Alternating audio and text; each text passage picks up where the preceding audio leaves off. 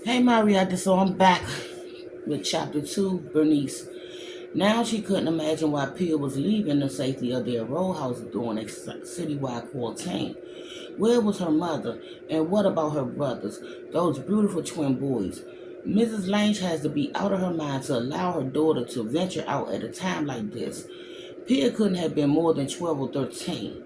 Even if Mrs. Lange couldn't read the newspapers and didn't own a radio, she had to know people were getting sick and dying.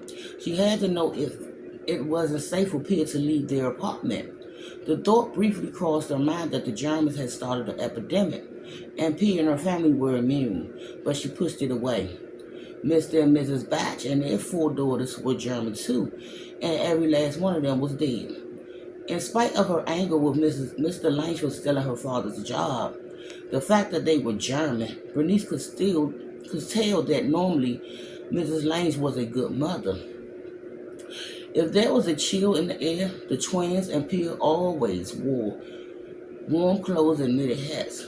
Whenever she came out of the building with the twins, Mrs. Lange kissed them both before putting them in their pram, then smiled and talked to them while pushing them down the sidewalk. She caressed Pia's cheeks with gentle hands and kissed her forehead when seeing her off to school. So why would Mrs. Lange risk her daughter's life by letting her go outside during a flu epidemic? Then Bernice had another thought, that one that made her blood run cold. Maybe Mrs. Lange was dead. Maybe the twins were dead too. No, not those beautiful baby boys. Nausea stirred beneath Bernice's stomach, and the room seemed to spin around her.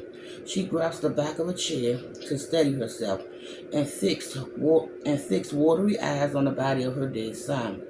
How was it possible that babies were getting sick and dying? How was such a horrendous nightmare allowed?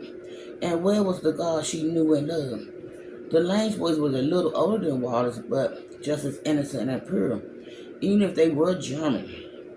Pulling her gaze back to the window, she tried to focus.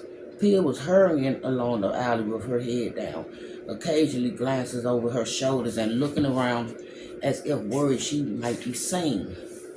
Bernice couldn't imagine where she was headed. Maybe she was going to try to find medicine, but hadn't heard that the pharmacies had run out of everything but whiskeys. Now that the saloons were closed, it was the only place you could get it. Maybe she was going to the hospital to look for help. But if the boys were sick, Mrs. Langsha had gone instead of sending her young daughter.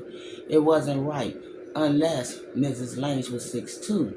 Then Pia climbed the steps of the next building and went inside. What was she doing? And I'll be back with chapter 3. Bye bye, guys.